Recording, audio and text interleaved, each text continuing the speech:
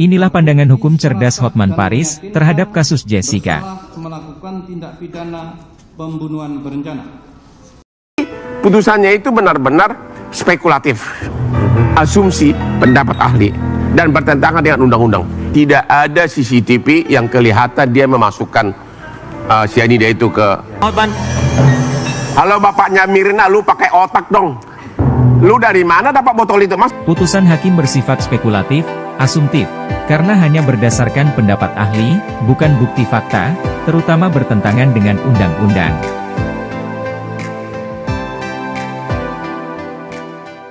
Kasih contoh, kalau misalnya ada terjadi pemerkosaan dan kamu ada di sekitar, kamu sendiri ada di sekitar TKP, tapi nggak ada bukti yang melihat kamu, ya, akhirnya didatangkanlah psikolog. Halo, dari tampang ini orang suka perempuan ini, gitu. Pendapat ahli, dipanggil ahli, dari gayamu, sepatumu, kamulah pemerkosanya, karena dari gayamu kelihatan. Itulah hal yang samalah diterapkan dalam kasus Jessica, hanya kesan, impression. Padahal menurut Undang-Undang 183 KUHP harus ada 2 alat bukti, direct evidence, ya, baru kemudian keyakinan hakim. Di sini tidak ada evidence, semuanya pendapat-pendapat ahli. Contoh yang paling dari begitu di persidangan saya pernah protes keras waktu itu sebagai komentator. Didatangkan 4 hari sesudah meninggalnya almarhum, didatangkanlah ahli forensik kimia, ya, 4 hari. Masa dia bisa mengatakan mundur ke belakang bahwa cyanida tersebut diletakkan jam 4.30 tanggal 6, ya. Kenapa jam segitu diterapkan? Karena pada saat itu Jessica sudah ada di TKP. Jadi dihitunglah. Kan menguap cyanida dalam kopi kan sangat relatif.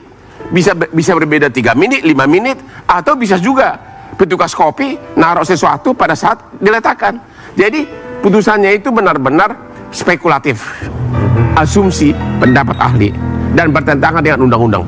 Bukankah pendapat ahli dapat dijadikan bukti?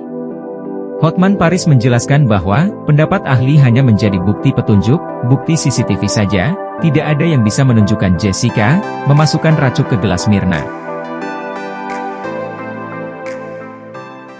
Itu sebagai bukti petunjuk. Sebagai bukti petunjuk, tapi bukti langsung itu tidak ada. Walaupun CCTV di situ ada orang contoh bilang, begini nih. CCTV kan disebutkan begini. Sesudah dia pesan kopi, dia lihat begini, ya. Itu dianggap langsung, oh dia lagi memeriksa CCTV. Sama seperti kamu. Ya. Kamu lagi gini-gini di daerah pemerkosaan, masa kamu langsung dituduh pemerkosa? Oke. Satu lagi, paper bag yang diletakkan di meja. Ya. Itu disebutkan itu kan untuk menutupi bahwa agar dia tidak kelihatan memasukkan cyanida tersebut. Itu kan tergantung pribadi orang. Kalau saya sendirian di restoran, barang-barang saya taruh di meja, takut diambil orang. Jadi benar-benar itu semua spekulatif. Artinya setiap pertimbangan hakim itu bisa ditinjau dari 2 sudut yang berbeda. Atas dasar itulah belum terbukti siapa yang melakukan pembunuhan, dan di mata hukum kalau masih belum terbukti nggak boleh dihukum. Saya tidak mengatakan Jessica tidak bersalah, tapi belum terbukti secara hukum. Yang tahu hanya dia dan Tuhan. Kasus Jessica mengalami perlakuan berbeda dari biasanya kasus-kasus serupa, misalkan tidak adanya saksi ataupun kurangnya alat bukti. Biasanya dibebaskan. Itulah kesalahan penerapan hukum. Saya kasih contoh nih. Ini ada kasus pidana yang benar-benar bertentangan dengan kasus Jessica. Di sini disebutkan seorang terdakwa yang kebetulan pengacara kaya raya, kasus obstruction of justice, sampai tingkat kasasi dia dihukum. Tapi di tingkat PK dia dibebaskan dengan alasan hanya ada 1 saksi, harusnya 2 saksi. Ya, dalam kasus Jessica 1 pun saksi nggak ada. Karena di sini hanya ada 1 saksi, dia bebas. Jadi kan beda perlakuan kan. Di sini juga disebutkan hanya ada 1 saksi dan tidak ada 2 alat bukti, kata hakim di sini. Bebas dia. Kalau ini diterapkan kepada Jessica, Jessica bebas. Ada satu lagi kasus mirip seperti ini, kasus JIS. Di mana dulu saya sebagai pengacaranya 2 guru JIS dituduh mensodomi. 1 bule, 1 Kanada, 1 Indonesia. Di tingkat PK di tingkat pengadilan tinggi saya menang, di kasasi dia dihukum. Akhirnya si bulenya itu gerasi ke presiden, bisa pulang bebas. si Indonesianya dia nggak mau gerasi, dia PK menang. Ya. Alasannya sama juga, tidak cukup alat bukti. Karena apa? Hanya didasarkan pendapat psikolog, psikiater. Ya. Sama dalam kasus Jessica, yang berperan adalah pendapat psikiater. Padahal psikiater pendapatnya banyak yang bisa dibeli.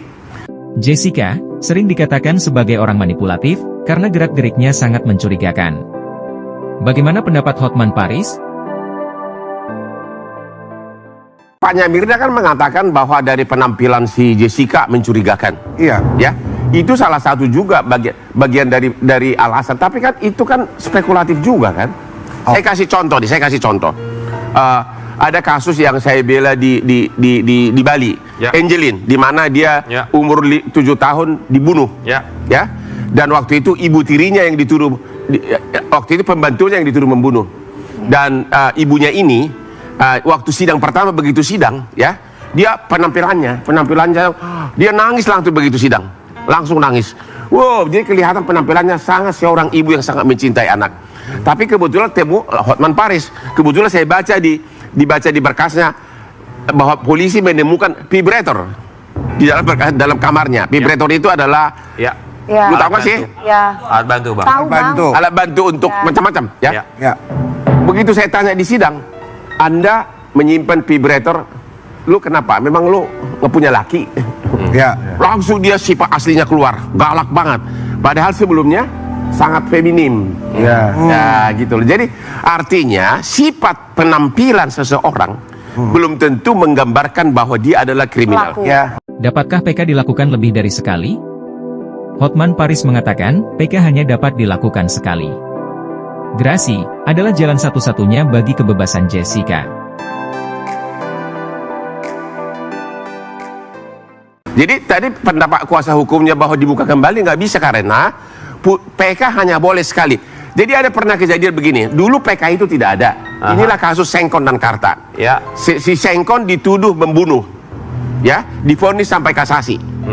Masuklah dia di penjara di lembaga permasyarakatan. Tahu di penjara dia ketemu orang yang membunuh mengaku. Ya. Waktu itu belum ada lembaga PK. Akhirnya dia juga lah PK dan dia bebas. PK hanya boleh sekali. Terkait batas pengajuan peninjauan kembali, atau PK, terdapat persoalan.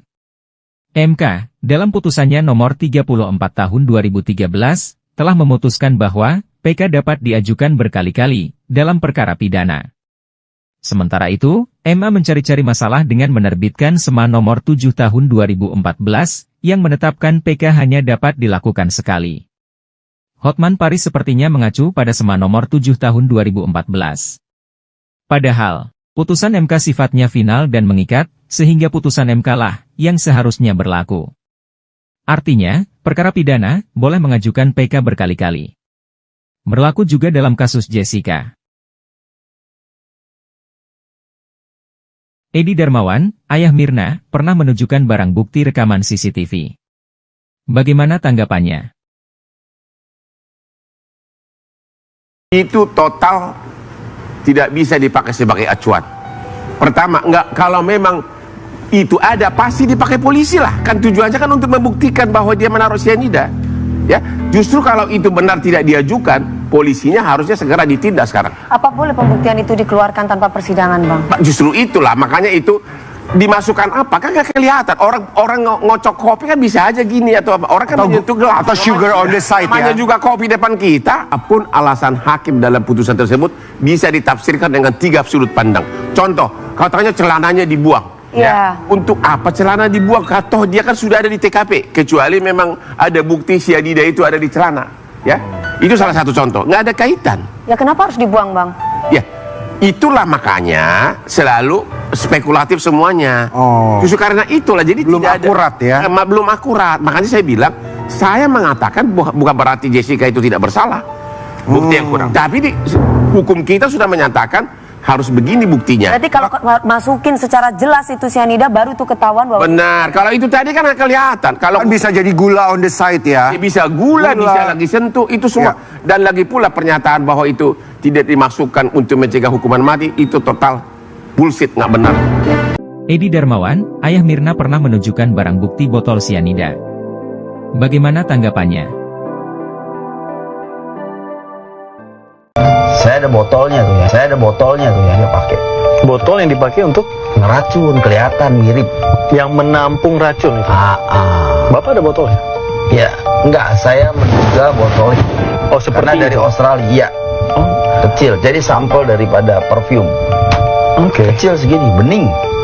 Dari Bapak, dari mana Pak Edi tahu bahwa seperti inilah botol yang dipakai? Biasa insting saya jarang meleset ya. Saya kalau di perusahaan saya itu industri saya segala jarang meleset. Kalau saya udah ngomong ini biasanya ya. Ini bukan dukun, tapi saya tebak aja. Halo bapaknya Mirna, lu pakai otak dong. Lu dari mana dapat botol itu, Mas? Mana mungkin botol itu dikasih oleh Jessica ke kamu? Insting, Bang. Pakai insting. Masa dengan insting Dalam bagaimana video mungkin bukti tindak pidana botolnya bisa kau pegang? Botol lain kali? Dalam video CCTV itu juga kan tidak terlihat bahwa Gak ada, makanya itu kelewatan. Saya begitu dengar itu, ini orang ada apa sih ini orang? Saya ada botolnya. Kalau ada botolnya udah disita oleh penyidik. Lagi pula, dari mana dia dapat botolnya? Pesan untuk Jessica.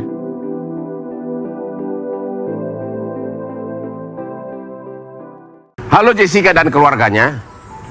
Kalau kamu tidak mengajukan gerasi, sama tetap kau akan ditahan. Di mata hukum kau bersalah. Sekarang ini di mata hukum kau bersalah. Ya, di mata hukum dalam arti berdasarkan putusan pengadilan. Jadi solusi terbaik adalah usahakan dulu mendapat dukungan publik, ajukan gerasi, tentu mengaku bersalah. Ya, intinya oleh putusan pengadilan kau sudah dinyatakan bersalah, ngapain lagi ragu-ragu ngaku bersalah? Tapi kalau harus sudah yakin dulu bahwa ada kemungkinan besar gerasi akan diberikan oleh presiden. Karena begitu dikabulkan, hari ini kau mengaku, 2 minggu lagi dinyatakan dikabulkan, langsung kita makan bakmi siomay.